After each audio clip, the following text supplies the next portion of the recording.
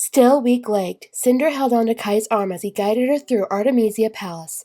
Aiko had chosen her dress and done her hair in some fancy updo. Cinder knew she was supposed to feel regal and powerful, but instead she felt like a feeble girl playing dress-up. She spotted her new personal guard Liam Kinney along with Kai's advisor Con Torn. Beside them were Adri and Pearl. Cinder, I know this is weird, but I'm here if you need me. You won't need me, though. You're gonna be great. Thanks. Also, you look beautiful. Thank you for noticing. Your Majesty, on behalf of the people of the Eastern Commonwealth, I want to thank you for all you've done and all you will do. Oh, yeah. Anytime. She dared to look at Adri. There were 1,000 things she could say to this woman, but none of them seemed important anymore. Your Majesty. Your Majesty. The room was full. All of the leaders of the Earthen Union. Dr. Nandez, Nanzi, one by one they curtsied. Thank you all for coming on such short notice. I'm sure you're all eager to return home. I'm sorry to interrupt, but might I take this moment to say congratulations on the reclamation of your throne? Thanks. Thank you. I hope you'll understand that, I hope you'll all be patient with me. This is all new for me, and I'm not. I asked you here today because the relationship between Luna and Earth has been strained for a long time, and as my first act as Queen of Luna, I want to forge a peaceful alliance with the Earthen Union. I'm aware that will begin with all lunar military units being removed from Earthen soil, and I will try to ensure that that transition is completed as quickly as possible. In fact, my understanding is that under Kai looked like he wanted to laugh. Under Emperor Kaido's instructions, some of those military units are already en route back to Luna. Luna will also continue to produce and distribute the Ledimosis antidote as is necessary and as our resources allow. As you know, the antidote was being obtained from ungifted Lunars who had been forced into a permanent comatose state in order to have their blood extracted, which is a violation of their rights. I'm told it might be possible to manufacture lab-grown blood platelets to mimic those of ungifted Lunars, and I hope to redirect Luna's research efforts in that direction and find a solution that will be fair to everyone.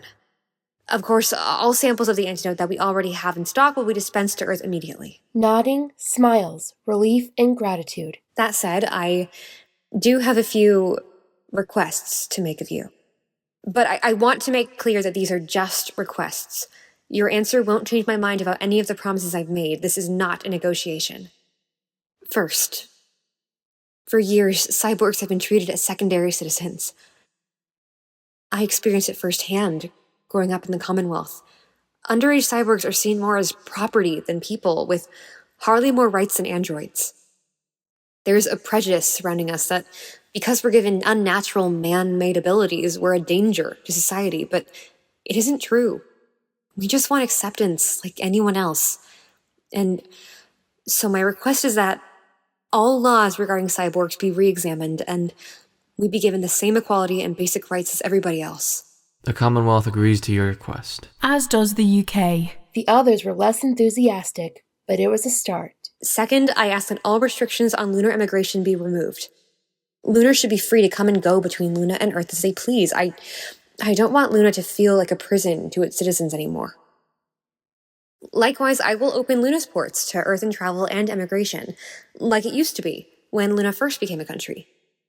I feel like it's the only way our two societies will begin trusting each other. While I understand your motives, how can we trust that the Lunars who come into our countries won't manipulate you? Brainwash your people? Commit unspeakable crimes against humanity knowing how easy it will be for them to get away with it? Exactly. I believe that Earthens and Lunars can coexist peacefully. We've seen it in Verifra and other North African towns over the past decade where close to 15% of the population is made up of lunar immigrants. They work together. They trust each other. 15%! I've never heard this statistic. They don't publicize it, but it was no secret to Earthen locals. They had formed a mutually beneficial relationship. As lovely as that is, and with all due respect, you are very young, Your Majesty. You may not be aware that there was a time when travel was encouraged between Earth and Luna. And in that time, we experienced episodes of mass brainwashing put upon our people, forced suicides, rapes. I of course mean no disrespect to you, Your Majesty. No disrespect taken. I am, in fact, quite familiar with the massacre of New Haven of 41 TE, the mindless marches of 18 TE, the case of Rajat versus Caprice in the Second Era, and, about 1,000 other notable examples of lunars exerting their gift on the people of Earth. The table seemed more than a little surprised. I have a computer in my brain. So while I'm not going to tell you that I am the smartest or by any means the most experienced person in this room, I would suggest that no one use my youth to believe that I am also ignorant. Your concerns are legitimate. If I could offer you a solution, a promise that no Earthen would ever be manipulated again, or would at least be given an opportunity to protect themselves against that manipulation, would you agree to my request? It would be worth considering. And I, for one, am dying to know what the solution might be. This is Ling Aimery, a citizen of the Eastern Commonwealth. Her husband, Ling Garen, was an inventor who specialized in android systems and cybernetics. When he was alive, he invented a device. It attaches to a person's nervous system and can protect them from being manipulated by the lunar gift. Levana learned of this device and did her best to have all patents and blueprints concerning it destroyed, even going so far as to have Aimery, the rightful owner of the technology, imprisoned here. I'm sorry, but I don't know anything about it. This device, if it ever existed, is long gone. There were 2 prototypes. One was in an Earthen woman, Michelle Benoit. The other is inside me. On your axis vertebrae. I saw it on your holograph, but I didn't know what it was. My hope is that it can be safely removed and the hardware reproduced. If we can copy it, there could come a time when everyone who wants to avoid bioelectrical manipulation would have the power to do so. It worked on me, and it worked on Michelle Benoit. I hate to be pessimistic, but your installed device appeared to have severe damage. It's possible we could create a blueprint for the hardware, but I have to assume any programming was damaged beyond repair. Well, luckily, Ling Garen created a backup for the device's internal software, someplace no one would think to look for it, in Aiko's personality chip. Oh, but the android... I didn't know she was... Valuable? I know. The faulty personality chip nobody wanted, except Garen and me. The chip is in my escort friend, and I have no doubt we'll be able to extract the information saved there. Of course, Ling Aimery is the owner of the patent and technology, so its fair should be compensated. How much compensation? Too much. I suggest you don't get greedy. That brings me to my final request. It relates only to 2 of you, President Vargas and Governor General Williams. It involves a man named Carswell Thorne. As soon as the nurse dropped Cress off in her new room, she opened the door to find Thorne, but he was already outside her door. Captain! Sorry. Were you leaving? No, I thought I'd come see you. You're supposed to be resting. What can I get you? A port screen? A masseuse? Whiskey on the rocks? She couldn't take her eyes off him. Even knowing he was alive, she hadn't completely believed it until then. Her eyes filled. Oh, hey, what are you doing that for? I'm sorry. I wanted to be there when they brought you out of the tank, but I was in a meeting when Scarlet calmed me, and I couldn't leave, and I didn't know... A meeting? You'll never believe this. President Vargas himself wanted to meet with me. The actual president of the American Republic. Guess what he said?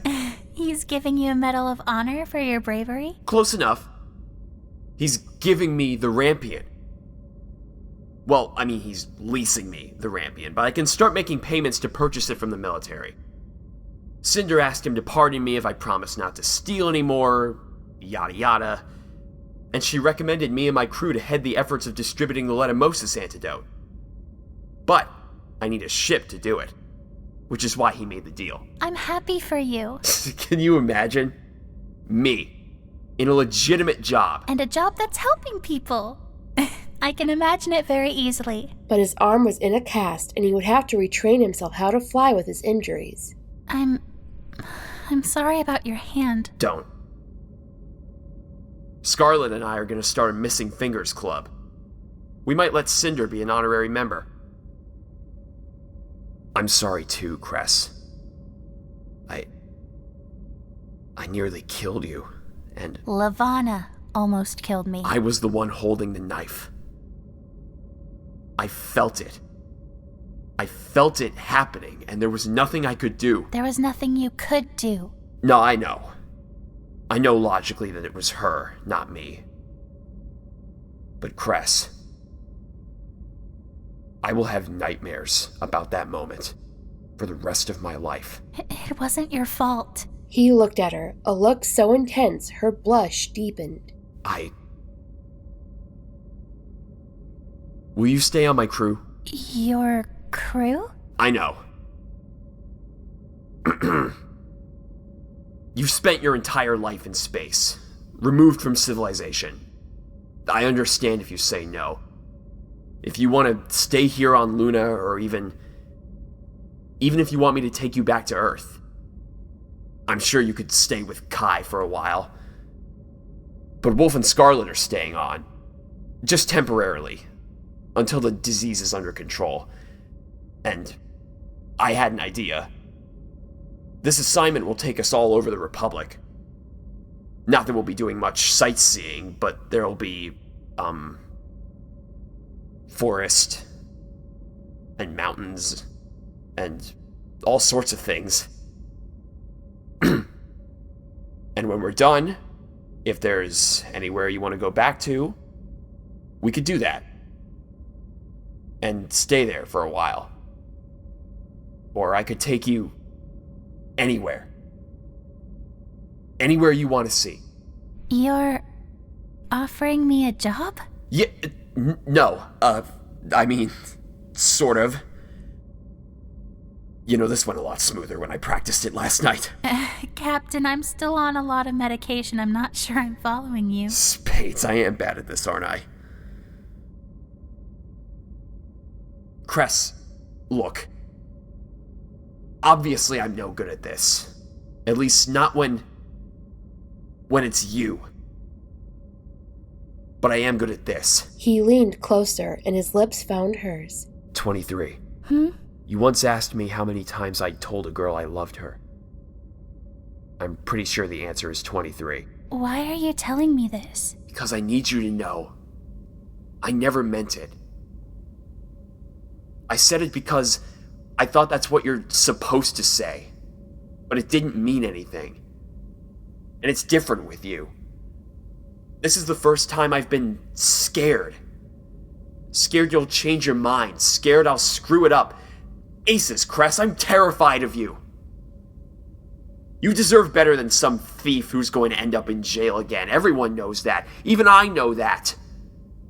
But you seem determined to believe that I'm actually a decent guy who's halfway worthy of you. So what scares me most is that someday, even you will realize you can do better. Thorn. Not to worry, I'm a criminal mastermind, and I have a plan. First, get a legitimate job. Check. Legally buy my ship. In progress. Prove that I'm hero material by helping Cinder save the world. Oh, wait, I did that already. Oh, and I have to stop stealing things, but that's probably a given. So I figure, by the time you realize how much I don't deserve you, I might kinda deserve you. And that's how that speech was supposed to go. That was a good speech. I know. Captain? Cress? She couldn't not say it, although he was right. It was scary, much scarier than it had been in the desert. It was different now. It was real. I'm in love with you. I should hope so, after all that. And I love you too. Winter's fit still came and went, but she had been fitted with shock bracelets to incapacitate her when needed. She was in the menagerie often since her release. Princess. You don't have to call me that, you know. There was a time when you called me Winter. You don't look like an Arctic wolf, but that's what the plaque tells me I'm looking at. I will not play fetch. But I might howl if you ask nicely. I've heard your howl. It's not very wolf-like. I've been practicing. You won't bite me if I come in there, will you? I make no guarantees. You and I have a request from Selene.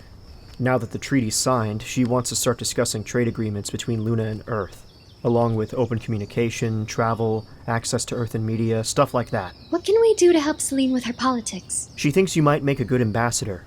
Her first ambassador. Would you be with me? Of course. But you could say no, and I'll be with you then too. I'm done serving everyone else. Who knows? Maybe someday I'll take up studying to be a doctor again. But until then, I'm your guard to do with as you will. If Cinder wishes it, I would be honored to charm the people of Earth. I had a feeling you'd say that. Dr. Nandez says she may have a prototype of Cinder's device ready within the next week. Already? She doesn't know yet if it will work. She needs a test subject first. Princess. I've already volunteered. You can try to talk me out of it, but I'm fully prepared to ignore you. I want to do it. But it's occurred to me. If it works, what if the people don't like me anymore? They don't like you because you're crazy. They like you because you were good to them when no one else was.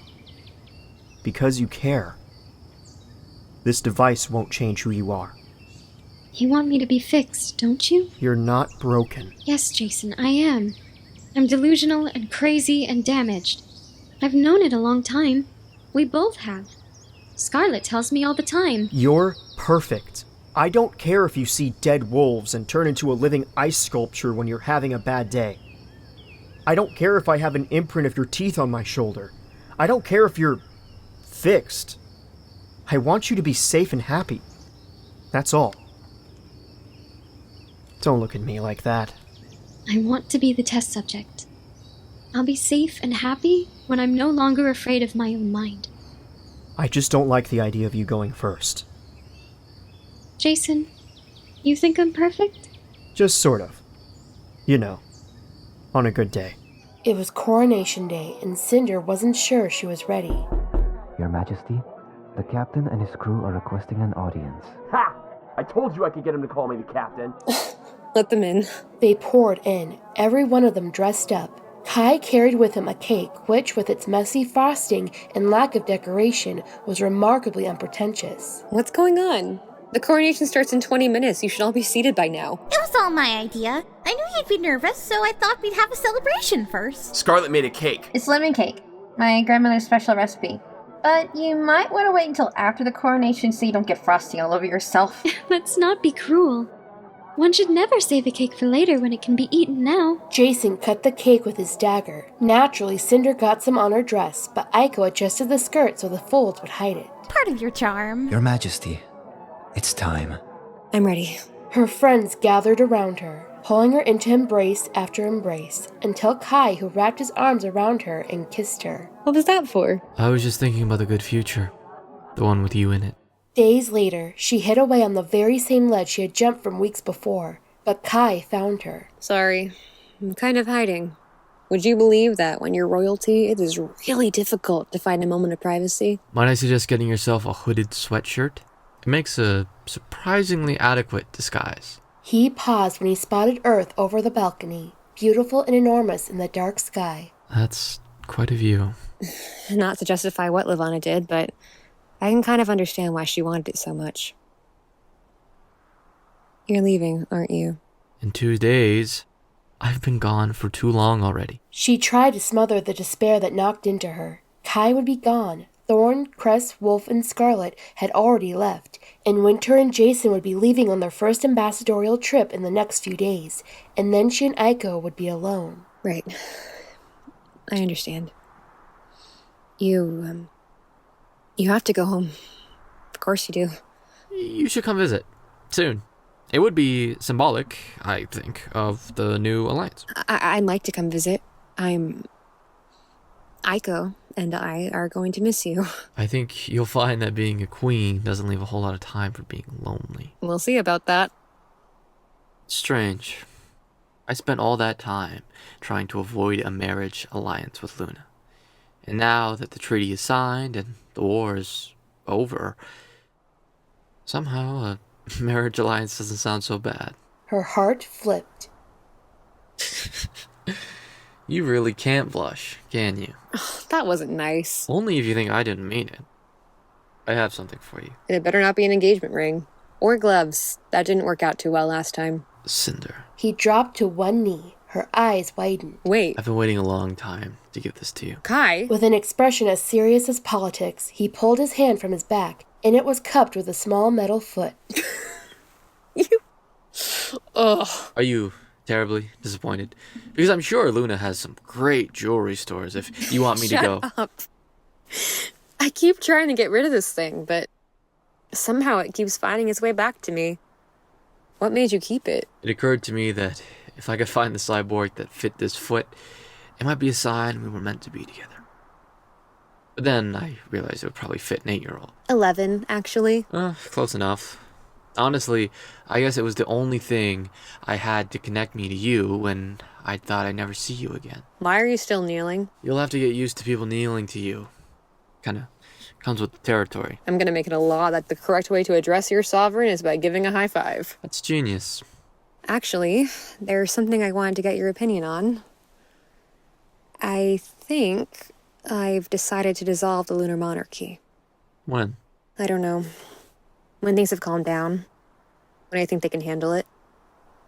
It'll happen again. Some king or queen is going to brainwash the people, use their power to enslave them. There has to be some division of power, some checks and balances, so I've decided to change Luna into a republic. Elected officials and all. You think it's a good idea? I think it will be difficult. People don't like change, and even the citizens who were oppressed under Lavana immediately accepted you as their new queen. Plus, they have that whole superstition thing about the royal bloodline. But I think you're right. I think it's what Luna needs. What will you do then, after you abdicate? I don't know. I hear Thorn is looking for a full-time mechanic. I think you should come back to the Commonwealth. You could stay in the palace as a lunar ambassador. It would be a show of good faith. Prove that Earth and Luna can work together. I thought the people of the Commonwealth hated me. For the kidnapping and all that other stuff that happened. Please. You're the lost princess that saved them from the reign of Empress Lavana. I heard there's a toy company that wants to make action figures of you. And they want to put up a statue where your booth used to be at the market. Whenever you come back, you'll be welcomed with open arms. And after everything that's happened, you're probably going to have about 200,000 guys wanting to take you to the annual Peace Ball next year. I highly doubt that. Just wait. You'll see. I figured it couldn't hurt to get my name on the list before anyone else steals you away. Please say yes. Do I have to wear a dress? I don't care if you wear military boots and cargo pants. I just might. Good. Aiko would kill me. Can I bring my friends? I will personally extend invitations to the entire Rampion crew. We'll make a reunion out of it. Even Aiko? I'll find her a date. Because there's a rule against androids coming to the ball, you know. I think I know someone who can change that rule. I would be honored. Kai tilted her chin toward him and kissed her. When he pulled away, a hint of sadness had slipped into his expression. Cinder, I believe that you would make a great ruler. But I also know you never wanted to be queen. Not really. But I have to ask if you think someday you might consider being an empress. I'd consider it. She spun the cumbersome, hateful foot in her fingers. Ever since she could remember, it had been a burden, a constant reminder that she was worthless, she was unimportant, she was nothing but a cyborg. She held the foot over the water and let go. Ow, ow, ow, ow, ow.